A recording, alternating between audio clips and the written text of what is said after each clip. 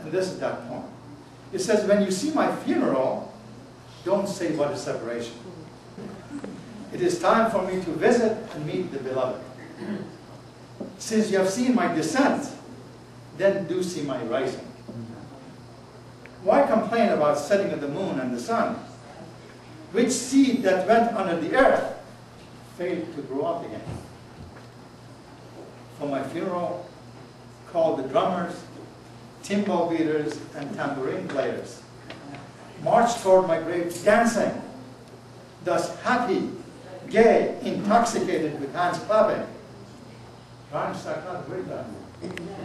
He was unhappy. So happy, gay, intoxicated with hands clapping, so that people would know that the friends of God go happy and smiling toward the place of meeting. That's, and some of these translators are amazing how good they are.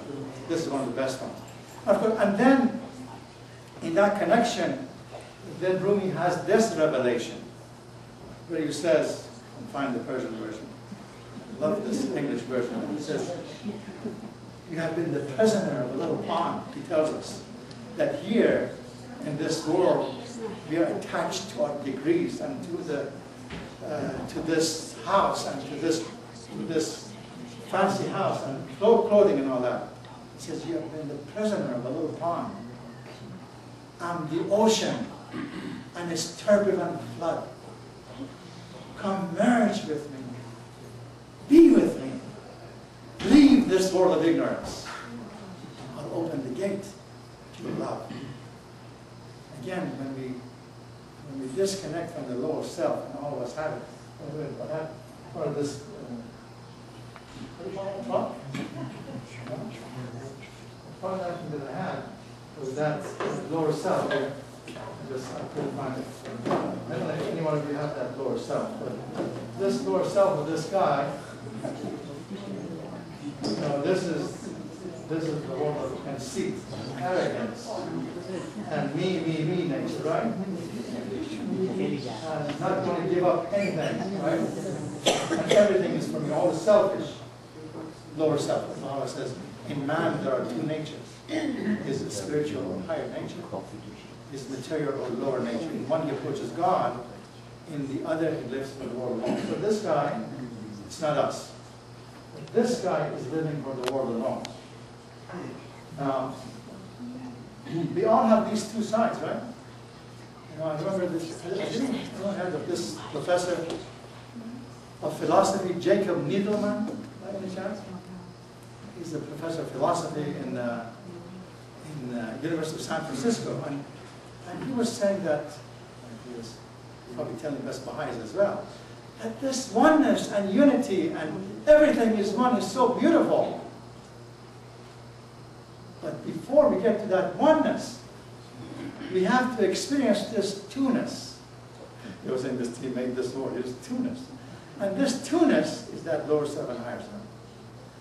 Unless we experience it and we go through these stages, we cannot reach that high stage. So, if from our childhood we say unity, one, first and foremost it says this unity of ourselves. Am I one with myself? Or am I fighting with myself? Because when I'm fighting with myself, I get all these diseases. Okay. Psychological disease, mental disease, and physical disease. All of us have had it, right? He says most of it is because of this two-ness. And then he says when you overcome that two-ness, you become one with yourself. You're comfortable in your own skin. And when you become comfortable with your own skin, then it's time to become comfortable with your neighbor, and the next one, and the next one. And ultimately, at one point, when we mature enough, then we can reach that vision of oneness that Baha'u'llah has.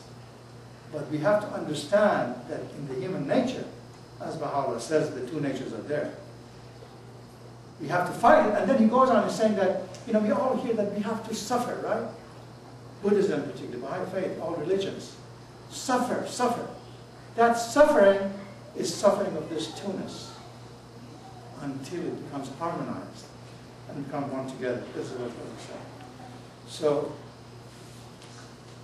a few more passages and I'll be done.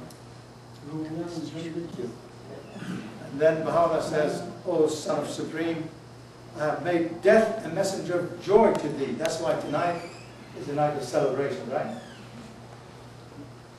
I have made death a messenger of joy to thee.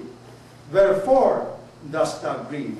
So, you know, when people die, many of us, have the day of mourning, then the 7th day of mourning, and 40th day of mourning, and then again the year comes, again mourning.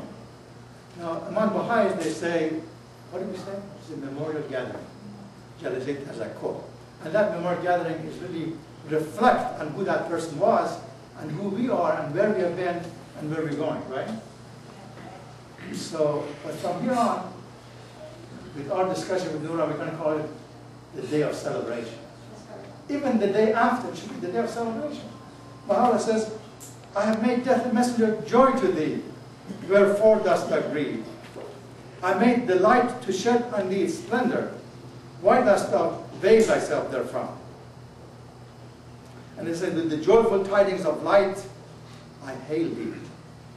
That's the joyful tidings of light when we go up, right? To the court of holiness I summon thee. Abide therein, that thou mayest live in peace forevermore. But you know, this is all nice, all that kind of stuff. But now I'm going to come to this coffin. I'm going to go to one of the mentors of Rumi. Do you remember who was the main mentor of Rumi? Oh, Shams during that time, but as he was coming from Afghanistan, the nation of Rumi, do you remember? Attar. He met when he was 12, 13 years old. And this is what Attar says about this life and death. This world is like a closed coffin, in which we are shut, and in which, through our ignorance, we spend our lives in folly and desolation. When death comes to open the lid of the coffin, each one who has wings will fly off to eternity. Which one of these has wings? I don't know if anyone, I didn't find any wings, but this guy is, doesn't have a clothes. So this guy's going to go fly to eternity. The world is a closed coffin in which we're shut, and in which, through our ignorance, we spend our lives in folly and desolation. When death comes to open the lid of the coffin, each one who has wings will fly off to eternity. But those without, one of these poor guys looks good too, but she doesn't have wings. So those without, what does he say? Will remain locked in the coffin. So my friends, before the lid of this coffin is taken off, do all you can to become the bird of the way to God. Do all you can to develop your wings and your feathers. Beautiful. 800 years ago, in the city of Nashville, it says that this word is like a coffin. And here there's a purpose for life, right? The purpose is to develop our wings. So thank you, Nora, because you told me this. I've been trying to develop my wings in the past couple of weeks, but this is too late. But I'm trying. And Baha'u'llah says, the sun of reality is shining upon you. The cloud of mercy is pouring down, and the breezes of providence are wafting through your souls. Then he says, although the bestowal is great, and the grace is glorious, yet capacity and readiness are requisite. You have to have the capacity. Yes, we can fly, but we have to have capacity, and readiness are the requisite. Without capacity and readiness, the divine bounty will not become manifest and evident. No matter how much the cloud may rain, the sun may shine, and the breezes blow, the soil that is sterile will give no growth. So something for all of us to reflect upon. So with all of that, so we're going to come to this idea of the two-ness. I heard it from this professor. He says it's okay. He always said this two-ness is bad, the lower side. He says it's needed. That's why there has to be suffering. That the main part of that suffering is for us to become one with ourselves, then with the universe. And that's what Baha'u'llah says as well. So I think it's best to conclude with this beautiful passage from another immortal poet and philosopher, none other than Lebanese. What's his name? Khalil Gibran.